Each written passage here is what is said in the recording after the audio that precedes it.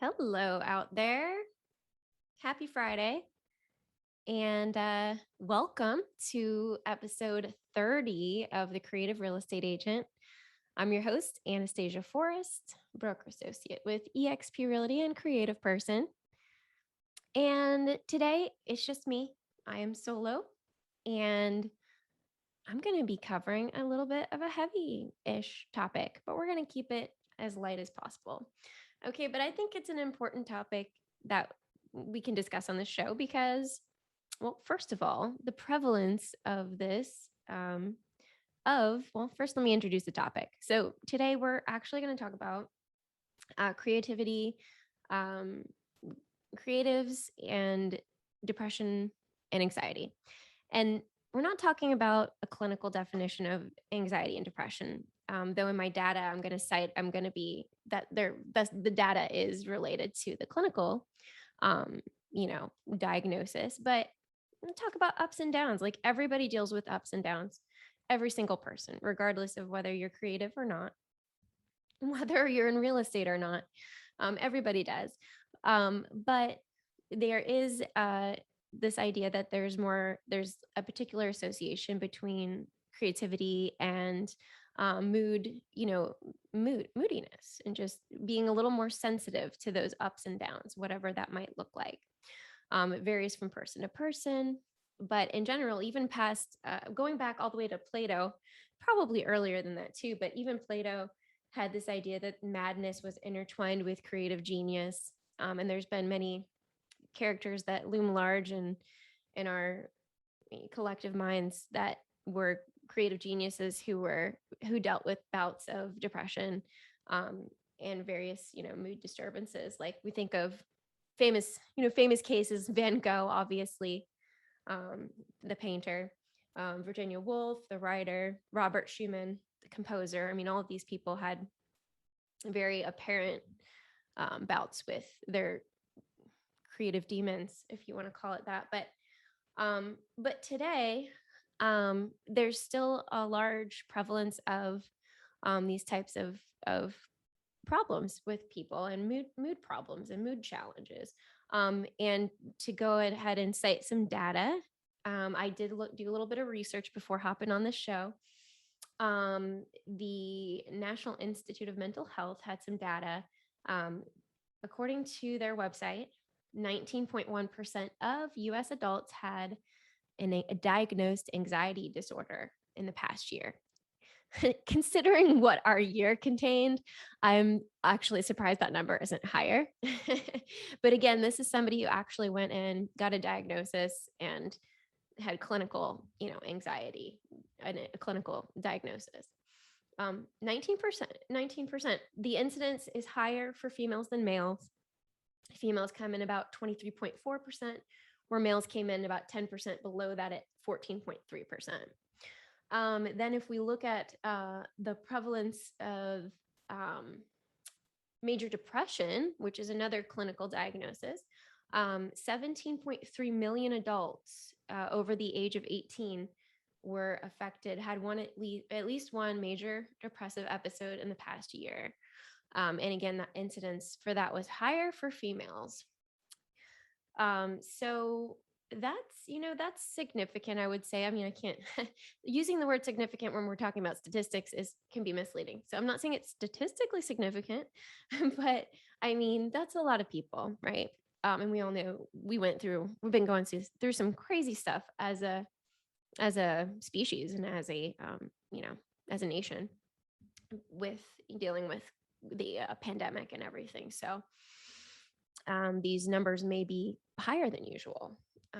But again, to bring that in and tie that to creativity, I looked at another website, and this website was from the Scientific American. They did a study, and according to their study, they said that artists and writers are up to 20% or 20 times. Artists and writers are up to 20 times more likely to have bipolar disorder, and up to 10 times more likely to have depression. And again, I'm sure they're talking about the clinical sense of the word. I don't know the accuracy and the details of how they did this study, but I thought that was interesting. So, that being said, yes, one of the reasons why I'm doing this episode is because it is a prevalent thing. Mood disorders and even undiagnosed, and just having these dealing with anxiety and depression is a pretty common thing, as we can see from the data. And then the other reason is because I think, because this show is about creativity and being a professional, I think it would be, maybe if not disingenuous not to cover it, it would be, I'd be missing something. And obviously there's a big stigma about mental illness in the world. I think that's getting better. I see more people talking about it, but there's definitely a stigma. And that brings me to, why isn't this something that's talked about more? The first reason is because of the stigma. So whether it be that you've got a personal life to protect, or you've got, your career to protect, people don't usually go around bragging or overly communicating about their negative emotions, or about they're dealing with times of strong emotions and negative, things like that aren't really socially acceptable or socially consumed. And there are exceptions, obviously, but yeah, we've got people who have, concerns to protect. And so there's a lot of pressure to put on your social mask and, just hide all the negative stuff, any negative stuff, just hide it, especially today with our social media world. But another reason I think it isn't discussed more is, honestly, and I just came up with this, I don't know if this is true, but empathy. Like, I think a lot of creative people are especially empathetic and aware of um, how they can affect other people. And I think sometimes creative people don't want to bring other people down, and you could see that. You can think of people like Robin Williams. Now, I know there was apparently, I think there was like a medical reason why he was committed suicide and why he was dealing with some stuff like that. But I mean, a lot of times they do say that people that try to like make other people happy and stuff like that are sometimes, hiding the fact that they themselves maybe aren't that happy at the time. Um, so I do think there's, I'm hypothesizing that there's an element of that as well.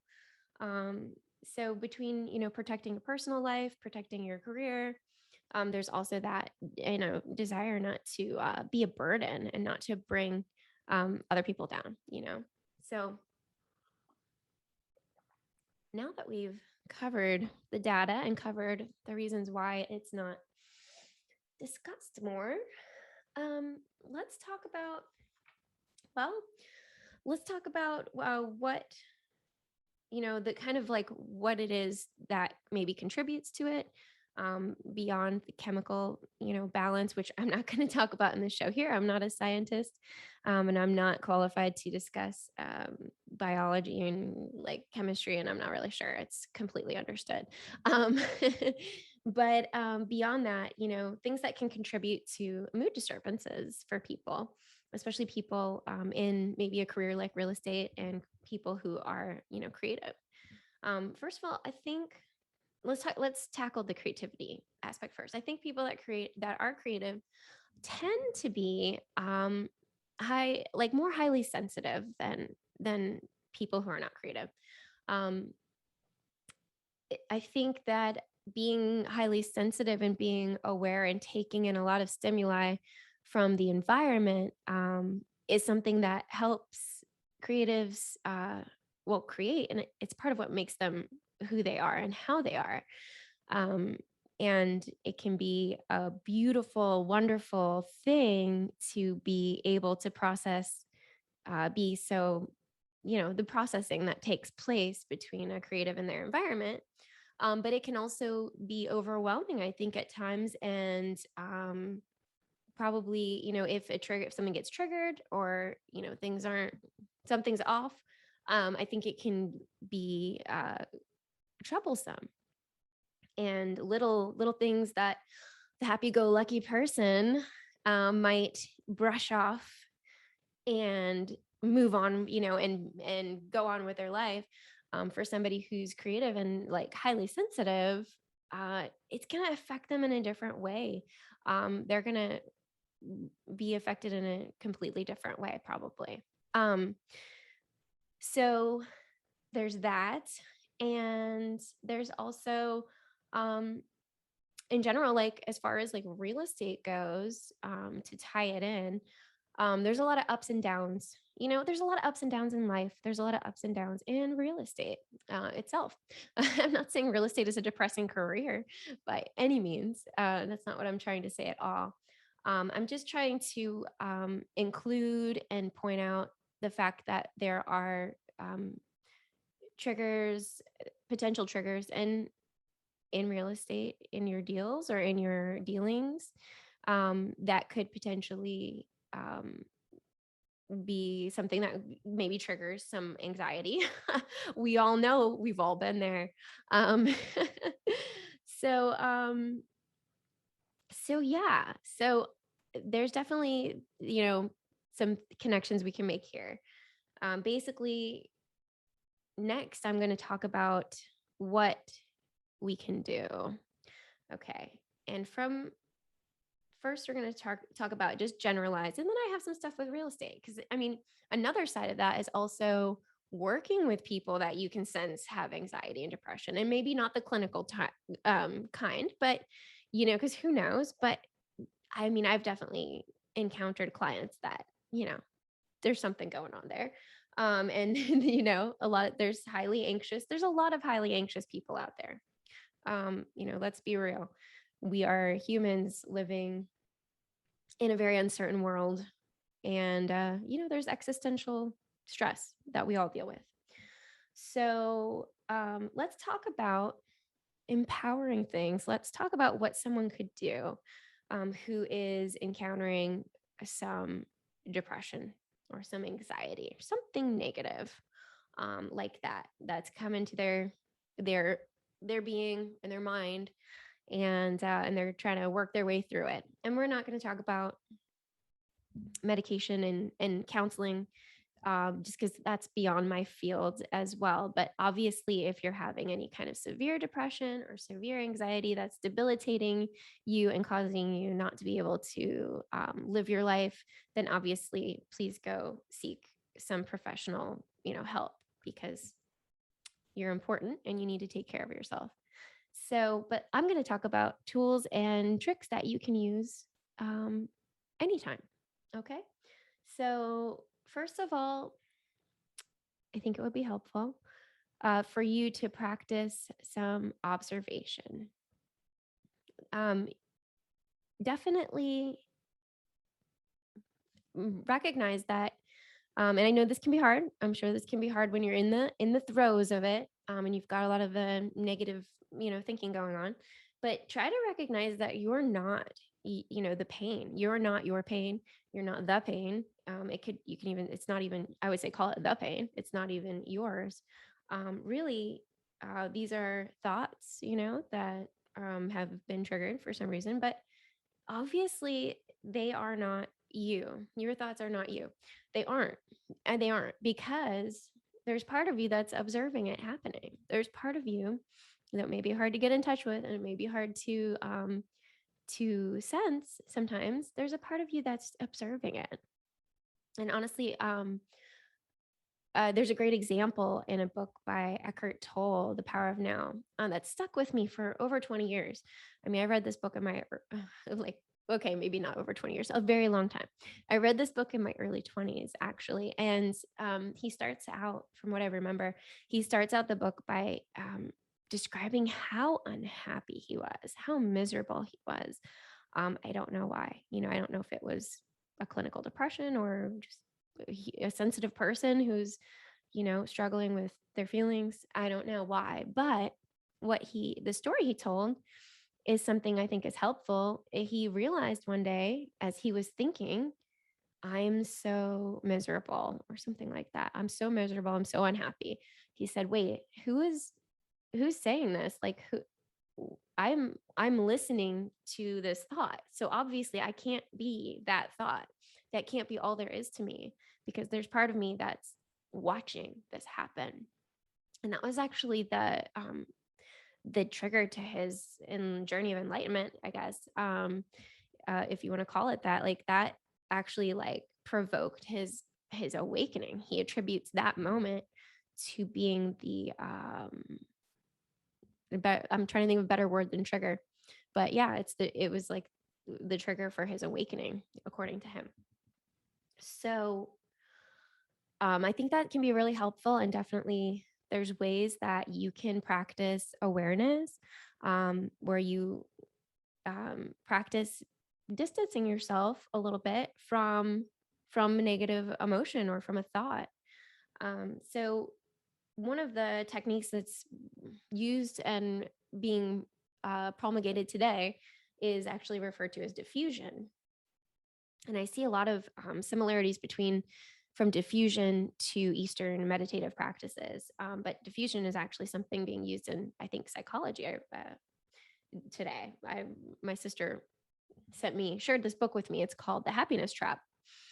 And it is a really, really insightful book. Apparently, up to 80% of people, up to 80% of our thoughts are negative. And that's everybody, like, not talking about people who are prone to depression or anxiety. Supposedly, it's an evolutionary reality, that we are hardwired to see negative possibilities so we can survive in this environment. So the book is all about finding, basically diffusing thoughts that are not helpful. And they say it's not whether a thought's true or not. The most important thing is whether that thought is helpful. So I'm going to share a couple techniques from that book that I think are awesome. One of them it's very simple. And definitely the hard part about this is probably doing it in the moment when you're feeling overwhelmed by emotions. But one of the practices has to do with just saying, and let's take an example. Let's say the thought that you're having is around the theme, I'm a failure. Maybe you're having this thought, I'm a failure. Okay. So the first step would be to say to yourself, I'm thinking I'm a failure. And by saying that to yourself, you're recognizing that it's a thought, it's something you're thinking. And then it suggests even taking it a step further than that and saying, I am noticing that I'm thinking that I'm a failure. It distances you progressively from the thought, you know? And so that's, considered a diffusion technique. And the idea is that the thought would become less distressing to you as you distance yourself from it, realizing that it's just a thought and it's passing and it doesn't have any real weight, you know. Um, then there's a couple other really funny, there's a couple that are kind of funny. Um, One is like singing the thought. So you could put it to the tune of happy birthday or something. I don't know if I'll do it for you, but or you can put in a funny voice. Anyway, these are just examples. And the thing is, the idea is that these practices are just to help to maybe even definitely distance, the idea is like distancing from the thought, and then also even making it almost like ridiculous, because a lot of our negative thinking is ridiculous. It's not like it's really usually helping us, unless it's a life or death kind of thing, and it really is, contributing to our survival and it's actually helpful. And even then, like if you have a terminal illness, for example, is it helpful to think negative thoughts of doom and gloom? Probably not. It's not like you're going to probably change the outcome. If it's determined that your days are numbered and it just makes sense that those kind of thoughts, entertaining negative thoughts, is going to bring you down and make your days less, and just make them less than what they could be, and just make yourself unhappy. more, so anyway, sorry, complicated topic. That's a tough one.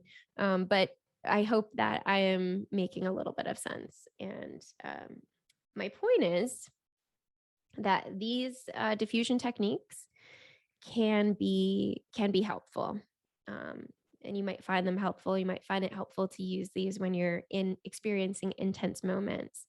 Um, it just to even just get a little bit of light into that dark place, um, because negative feelings are kind of have this like gravitational pull, and it's almost like it can snowball a bit. And I think that's why people end up with major, diagnosed episodes is like either there's some chemical imbalance, um, or there's a snowball effect where it just might have started out from a small trigger or something. And then it just kind of that negative thought attracts some more negative thoughts, and the person ends up being unable to like get out of it.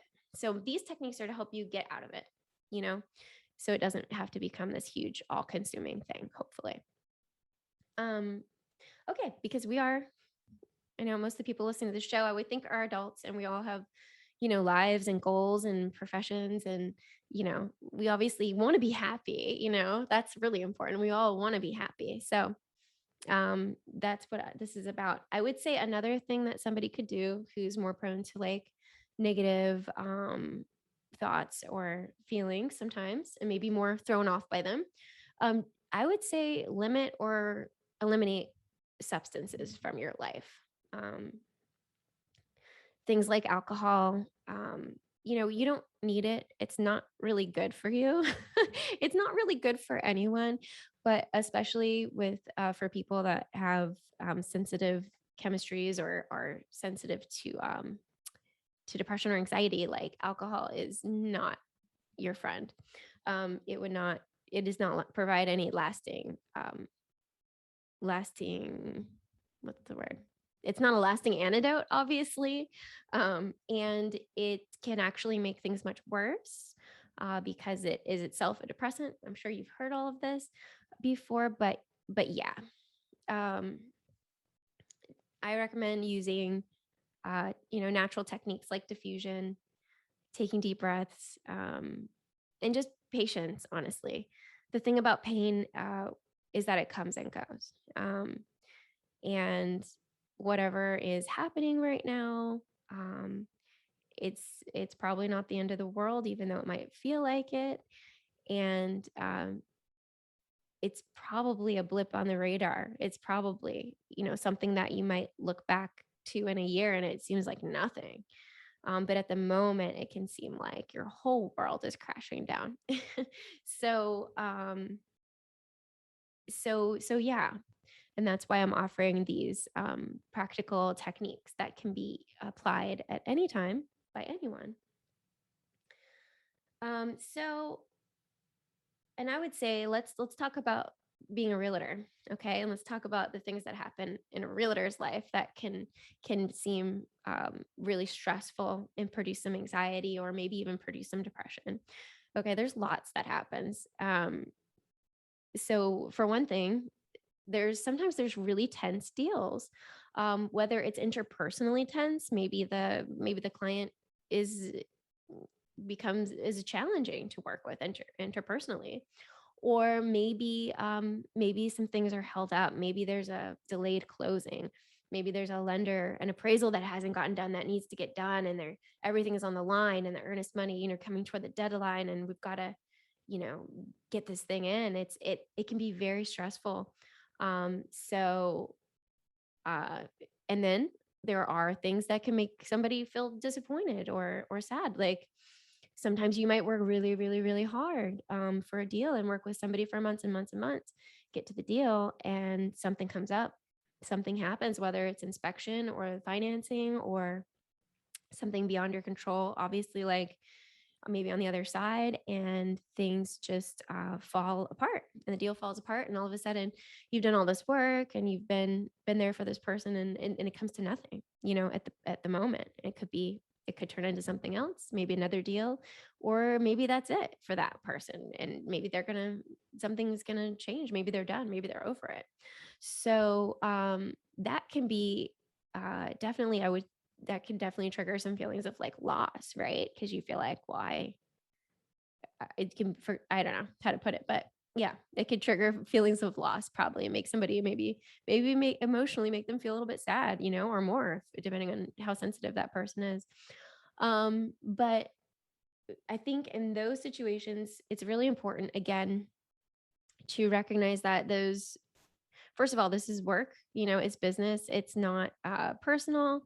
It's not going to probably end your life in any way. It's not really a personal threat, whether, like I'm talking about, like feeling anxiety, like just realizing that um, there's always going to be ups and downs. Just prepare yourself for it. I'm not saying always think the worst or anything like that, but though if that helps you, maybe fine, but I'm not sure that's the way to go either. But just recognizing there's always going to be ups and downs. Keep it at an arm, kind of like you care and you're involved, but it's not you. It's not your life. It's your work. So it's separate. And as realtors, we build our own schedules, and often we may work from home and things like that. And sometimes we get texts at late at night, or we get texts on the weekend. So it's kind of almost like it can be easy to feel like it is your life, because it kind of can bleed over into your life.